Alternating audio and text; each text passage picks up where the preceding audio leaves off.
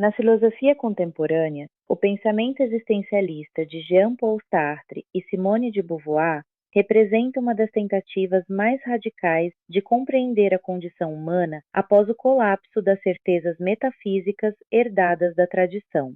Em um século marcado por guerras, crises políticas e transformações sociais profundas, ambos desenvolveram uma filosofia centrada na liberdade, na responsabilidade e na construção histórica da existência, recusando a ideia de uma natureza humana fixa ou de valores universais previamente estabelecidos.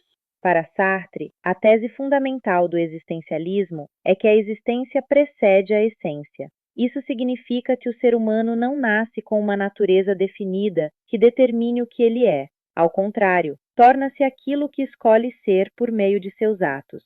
Diferentemente dos objetos, que possuem uma finalidade anterior à sua existência, o homem primeiro existe, encontra-se no mundo e somente depois constrói sua identidade. Essa perspectiva desloca completamente o lugar da filosofia. Em vez de investigar essências eternas, ela passa a examinar a experiência concreta da liberdade. Essa liberdade, entretanto, não é confortável nem tranquila.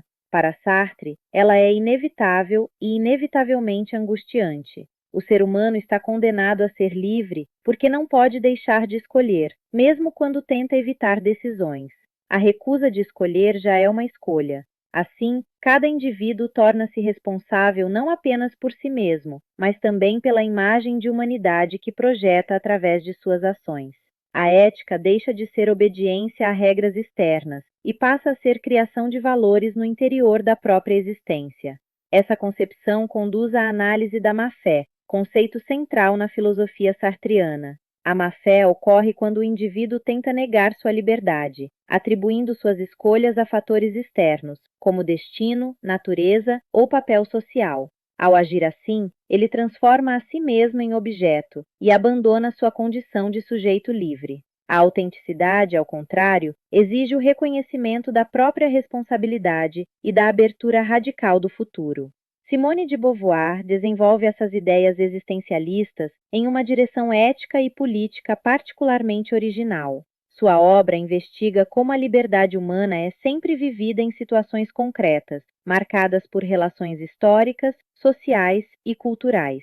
Ao contrário de uma concepção abstrata da liberdade, ela insiste que ninguém é livre isoladamente. A liberdade só se realiza em relação com a liberdade dos outros, o que torna inevitável a dimensão ética da existência. É nesse contexto que surge sua análise da condição feminina. Em O Segundo Sexo, Beauvoir afirma que não se nasce mulher, torna-se mulher, indicando que a feminilidade não é um destino biológico, mas uma construção histórica. A sociedade transforma diferenças corporais em desigualdades simbólicas e políticas, produzindo uma estrutura em que o homem aparece como sujeito universal e a mulher como o outro. Essa crítica inaugura uma nova maneira de pensar a relação entre identidade e poder, antecipando debates centrais da filosofia contemporânea e das teorias feministas.